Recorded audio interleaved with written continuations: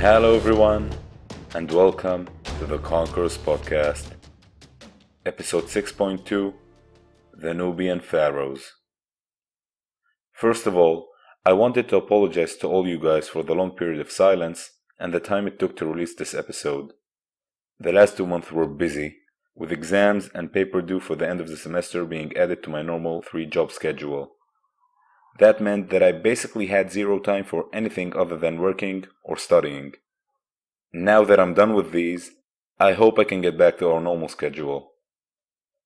Before I begin this episode, I just wanted to give a heads up that, despite the fact that in this episode we're gonna talk about 2 great conquerors, details will be lacking. That's because relatively few sources that cover them, and the 25th dynasty in general, survive. Still, when doing my research on who were the great conquerors of history, I stumbled upon the 25th dynasty of Egypt, and I can honestly say that I didn't know much about this dynasty, let alone that it was a native Nubian dynasty that conquered Egypt. The latter simply wowed me because, from what I knew, for most of their history, the Nubians were either vassals or subjects of their great northern neighbors. A modern comparison that immediately popped in my mind was if the Ukraine managed to conquer Russia, or Scotland conquering England. Sounds crazy, right? That at one point, the Nubians not only broke away from Egyptian rule, but were also able to conquer Egypt, meant that I simply had to make an episode dedicated to these rulers who were responsible for that conquest. Kashta and Piye, no matter how lacking are the sources. After all, as I said in the first episode, the main reason behind this podcast for me is first of all to tell the story of the lesser-known great conquerors of history, and the Nubian Pharaohs definitely fit the bill. So, let's start. Last episode, we covered the history of ancient Egypt, from the death of Thutmose III, the last golden age of ancient Egypt under Seti I and his son Ramses II, to the final decline of native Egyptian power. We then went on to cover the history of the land that came to be known as Nubia or Kush and its people, from the early days of human settlement in the area, through the period of mostly Egyptian domination, to the eventual decline of Egyptian power there, a decline that, after centuries of Egyptian dominance, allowed the Nubians to start acting with increasing autonomy and think about regaining their independence. If we want to look for a single event that marked the beginning of Nubia's independence, well, there wasn't any. There was no great native rebellion to throw off the Egyptian yoke, no widespread discontent against Egyptian rule, and no civil war between pro and anti-Egyptian factions. It was simply Egypt's decline. As I mentioned in the previous episode, after the division of Egypt, Upper Egypt and Nubia fell under the control of the high priest of Amun in Thebes, and soon the Nubians simply began ignoring the new boss at Thebes. Just a small note here. In the previous episode, I mentioned that the 23rd dynasty broke away from the 22nd dynasty and established itself in Thebes. I then went on to say that Thebes fell under the control of the high priest of Amun. So just to make it clear, these two were the same. The 23rd dynasty merged the priestly positions and authorities of the cult of Amun with the dynasty in order to boost their legitimacy and authority. A major example of this was the appointment of a member of the dynasty, usually the daughter of the pharaoh, to the position of God's wife of Amun. This position was the highest-ranking priestess of the Amun cult and will play a major part in the 25th dynasty's ascension later on. Now, if the rulers of Thebes had the power to enforce their authority over them, the Nubians would have probably remained content under Egyptian rule. But with the Egyptians barely able to take care of themselves at this point, I would say that Nubian autonomy and independence became more of a necessity than a national cause. Also, by this point, the Nubians were throughoutly Egyptianized, as the centuries-long Egyptian rule had a deep cultural, religious, and maybe even ethnic impact on Nubia.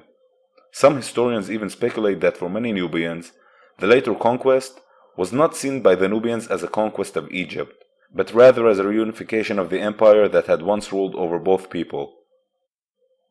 It was during this period, at the beginning of the 8th century BC, that a man named Alara emerged as the leader of the new Nubian state that had begun to form. The center of this kingdom was to be Napata, the kingdom of the Egyptian province of Kush. But despite what is described as a long reign, and the reverence in which he was held by his descendants as the founder of the dynasty, we know almost nothing about the guy, as no contemporary sources about him survive. What we can say with a high level of certainty, however, is that Alara embodied the new Nubia. He was probably a member of the new heavily Egyptianized nobility of Nubia that had formed under the centuries-long Egyptian rule. He was based in Napata, the Egyptian-built administrative center of the province, and under him and his descendants, Egyptian religion would remain the official religion, with Amun keeping his status as the chief deity of the kingdom. In fact, the most sacred site of the kingdom would be none other than Jebel Barkal, where the great Egyptian pharaohs of old had constructed a great temple dedicated to the god Amun to serve as a spiritual center for the province. The worship and promotion of the god Amun in Nubia provided Alara and his descendants with a unifying tool for their people and would later serve their political ambitions when their eyes turned north. Clearly a capable and energetic ruler, while Egypt to the north was getting weaker and fragmented, Alara organized his new kingdom, established and drilled its army, and steadily expanded its borders. After a presumably long reign, the throne of the small but rising kingdom passed to his brother. That brother, and this episode's first great conqueror, was a man called Kashta. Again, despite what he would go on to achieve, very little is known about the majority of Kashta's reign and conquest. All we have to rely on are a few surviving fragments of archaeological evidence and records. Kashta ascended the Napatan throne sometime during the middle of the 8th century BC, and under him, the kingdom of Napata continued to expand and prosper. He probably started with expanding the kingdom across the rest of Upper Nubia, and although we don't know the exact extent of these conquests, in my opinion, based on the available sources at least, and due to later events, it is likely that Kashta was responsible for most of the dynasty's expansion across Nubia. I say this because he was probably the last ruler of the dynasty who was able to focus that much attention on Nubia. Later pharaohs would be far busier with the affairs in Egypt, and specifically with a certain new expansive neighbor to the northeast. And so, most of the kingdom's conquest in Nubia probably occurred during Kashta's reign, which would mean that his campaigns extended well beyond the fifth cataract of the Nile and across the rest of Nubia. The Napatan kingdom thus extended across a territory similar to that of the former Kerma kingdom. It is here that we get to the tricky part of Kashta's reign, because sometime during his reign, his eyes turned north. While surviving records portray this interest as one that came out of pious, religious motives, that is, to protect the temple and priests of Amun in Thebes, as you probably already know, a ruler's motives are never that innocent. In a society like ancient Egypt, there is no doubt that religion played a major role. But for it to be the sole reason for such an ambitious undertaking? Probably not. Remember, at this point, while his kingdom was on the rise, Egypt was a fragmented country on the one hand, and rich and fertile on the other. And it was right there ripe for the taking for an ambitious ruler. But Kashta, the Egyptianized king that he was aware of Egypt's history. He knew that the native Egyptians, disunited and weak as they were, wouldn't look kindly on a foreigner coming to rule over them, and that such a ruler may actually cause them to unite. His solution? Kashta worked hard to not be portrayed as a Nubian king coming to conquer Egypt and make it part of a Nubian kingdom. Instead, he acted as the heir of the ancient pharaohs of Egypt, servant of the great god Amun. He wasn't coming to conquer Egypt, he was coming to reunite the two lands and restore the empire. The priests of Amun in Nubia seem to have worked hard on grooming this portrayal, no doubt in coordination with the great temple in Thebes, on whom Kashta declared himself as its protector. And through propaganda, no doubt backed by military power, Kashta began pushing the borders and the influence of his kingdom north. And although there is no evidence to support direct control over Thebes itself, at the very least, Thebes was now a vassal of the Napatan kingdom, with perhaps a Napatan garrison permanently stationed there. Most, if not all of the kingdoms and city-states of Lower Egypt also seem to have sent tribute to the court at Napata. One big question Egyptologists have yet to give a definite answer to is whether Kashta ever held the title of pharaoh. Those who argue for say that he obviously acted in the manner of an Egyptian pharaoh, ruled over a large swath of Egyptian territory, and basically controlled the highest religious institution of Egypt. On the other hand, he only controlled part of Upper Egypt, his capital remained Napata, and he doesn't seem to have followed one of the main customs of a pharaoh, marrying his sister. Now again, I know that details, especially the juicy ones that we're all here for, of Kashta's conquests, battles, and sieges, are lacking. Still, I felt that I had to include him in this podcast, because in a historical perspective, we simply can't ignore his achievements.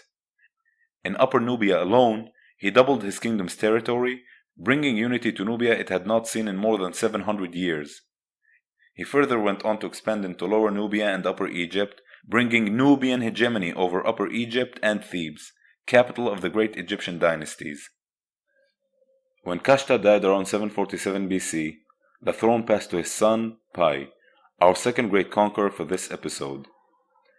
Pi, son of Kashta, was probably born in the royal palace of Napata. We don't know anything about his early years. As prince of the warlike Nubians, he probably took part in his father's campaigns across Nubia and Egypt. We also know that as pharaoh, he was very devout in his worship of the god Amun, something that probably developed in his childhood. He also loved horses. A lot. Later on, he would routinely scold people who abused horses, demanded horses as gifts, and had his favorite horses buried with him. As the oldest surviving son of Kashta with his royal wife Bebatma, he succeeded his father to the throne. In the first half of his reign, Pi seems to have maintained his father's policy of a mostly hands-off rule in Egypt, while slowly increasing his involvement and influence in Egyptian affairs. This involvement greatly increased, however, when the king arranged to have his sister, Amenirides, adopted by Shepenopet I of the 23rd dynasty, who held the title of God's wife of Amun as her successor. This act brought Napatan control to a whole new level, and by his 18th year, we can say with a high degree of certainty that Pi was now master of Egypt as far north as the city of Hatnesut, commonly known as Heracleopolis. But while things went relatively easy for Kashta and Pi in the south, the north was a different story. Resistance there among the local rulers to Nubian encroachment had been building up, most notably in the city-state of Sais in the western delta. There, at about the 18th year of Pi's rule, that is, around 729 BC, a man of Libyan descent named Tefnacht had risen to power and established a local dynasty that would later be called the 24th dynasty. An obviously capable man of his own, Tefnacht managed to form a coalition of local delta leaders under his command and took the title Great Chief of the West. He then went on to capture many cities and towns of the delta region, adding them to the coalition. With the delta under his control, he now set his eyes on Middle and Upper Egypt. His forces then marched south and managed to conquer Memphis and besiege Heracleopolis. For some reason, as these events were unfolding, Pi seems to have remained mostly idle. He was only alarmed when Nimlot, governor of the city of Hermopolis, chose to switch sides and join Tefnacht's cause. Now, some of you are probably asking, wait, didn't he say like a minute ago that there's no sources? Where's he bringing all this stuff? Well, here we come to a notable exception of the no surviving Nubian sources, because the coming campaign seems to have been important enough for Pi that he had it engraved on a giant granite stele which he placed in the most sacred location of his kingdom, the temple of Amun at Jebel Barkal. This stele, called the Victory Stele, consists of 159 lines and provides us with a detailed description of the campaign. A major theme in the text is Pi's own depiction of the following campaign as a holy war. It wasn't for the sake of conquest, of course not. It was his duty and devotion to Amun that demanded this war. Before battles, Pi would command his soldiers to cleanse themselves ritually, while he himself would offer sacrifices to Amun. Upon receiving the news of Nimlot's betrayal, Pi immediately sent reinforcements to the northern garrisons with the instruction of holding back the enemy while he gathered the main force. When he was ready, he sent them north, and in 2 battles near the Nile, one being fought in the vicinity of Hermopolis itself, the Napatan forces were victorious. They then went on to besiege the city, trapping Nimlot inside. Despite these successes, Pi is described as being displeased with his forces for allowing too many enemy soldiers to retreat from these battles. And so, After celebrating an important religious festival in Thebes, Piye went north himself and took command of the campaign and the siege. After 5 months, Nimlot offered his submission and a large tribute asking for Piye's forgiveness and mercy. Despite his betrayal, Piye accepted and spared Nimlot and the city. The one thing that Piye wouldn't let fly, however, was the state of Nimlot's stables. You heard right, the one thing that Piye is noted to have been very pissed off by and that caused him to publicly scold Nimlot wasn't the fact that she betrayed him. It was the conditions of his stables. As humorous as it sounds to us, it was probably a part of the king's royal propaganda, as the Nubians held horses in a very high regard, and for the king to portray himself as a merciful ruler on the one hand, but one that wouldn't allow for such disrespect to his people's revered animal, was actually good PR. He then continued his march north until meeting resistance in the town of, stay with me here, Pisichem Khepere. It is recorded that not only was the town heavily garrisoned, but that the garrison was commanded by Tefnacht's son. After what seems to have been a short siege, the town fell. While no captives or massacres are reported, the stele is silent regarding Tefnacht's son's fate. Piye had the town's treasury confiscated and its granaries emptied, before continuing north towards Memphis. After taking the towns of Maydum and El-Lisht, the king besieged the great northern city. The stele records that Piye offered the town and its garrison to surrender peacefully, claiming that he had no intention of conquering the city and only wanted to make offerings in its temples. The city's garrison, however, reinforced with an additional 8,000 troops sent by Tefnacht, refused the king's offers. The siege of Memphis would serve as the climactic battle of both the campaign and of Piye's reign. It took place during Piye's 19th year on the throne. Piye knew that Memphis would be a hard nut to crack. Adding to the large garrison, the city was surrounded by water and defended by strong, high walls. Heeding the advice of his commanders and trusting in Amun's protection, Piye decided on a direct assault on the city's harbor. Gathering every worthy ship he could find, the king launched a massive assault on the city's harbor, which quickly overwhelmed its defenders. Unlike previous sieges, this time Piye wasn't in the forgiving mood. The city was plundered, and many of its people and defenders were either slain or taken prisoner. The city was then ritually purified and had its treasury and plunder taken away, with much of it being dedicated to the gods. The fall of Memphis, along with the many troops lost, brought an end to Tefnacht's coalition. Soon, all the northern rulers began arriving in person, offering their submission to Piye in groups. Well, almost all of them. Tefnacht refused to come and surrender in person to Piye. For some reason, Piye allowed for this, and was instead content to send his emissaries to Sais to receive his submission there.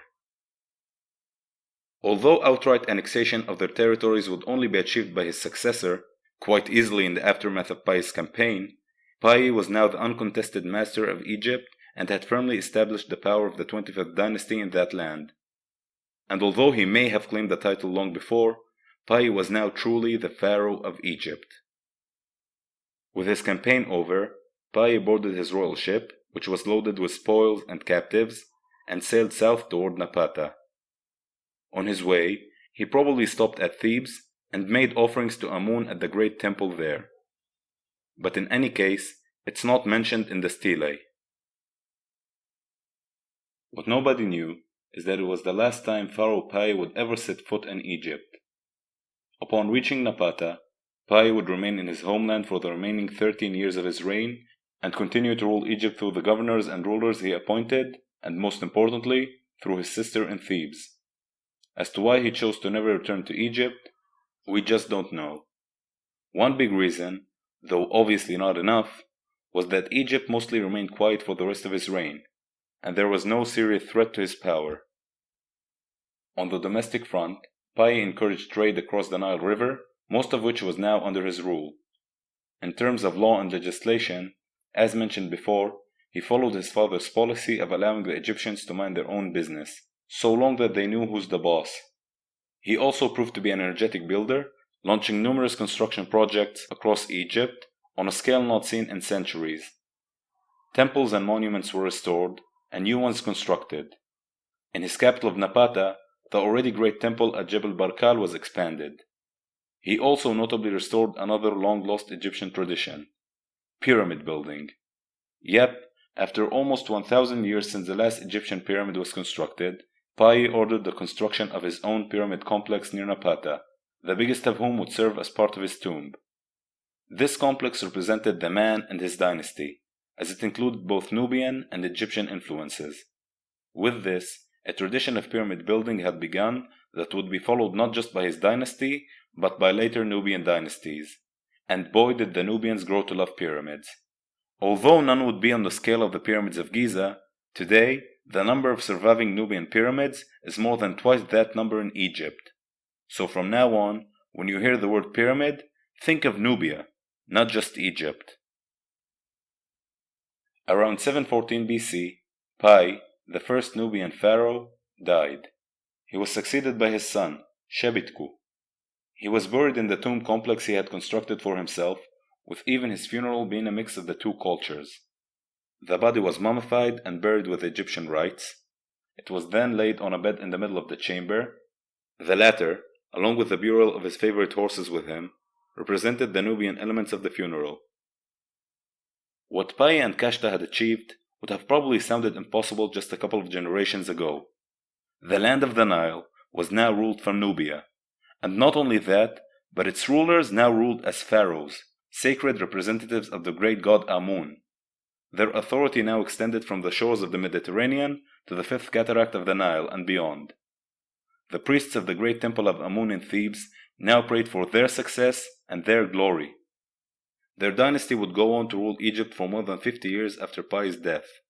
After bringing Egypt firmly under their control, they attempted what the new kingdom had accomplished: to expand into Asia.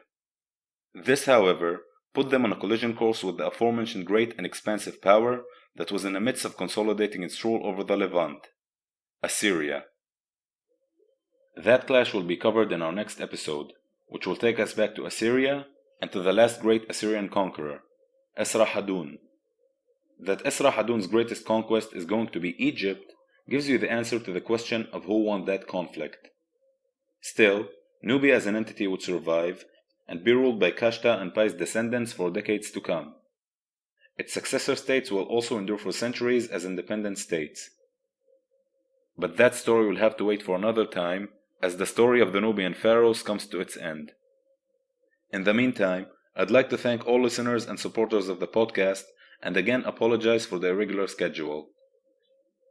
If you like the podcast, spread the word. It helps a lot. The podcast is available on all platforms and on YouTube. See you next time.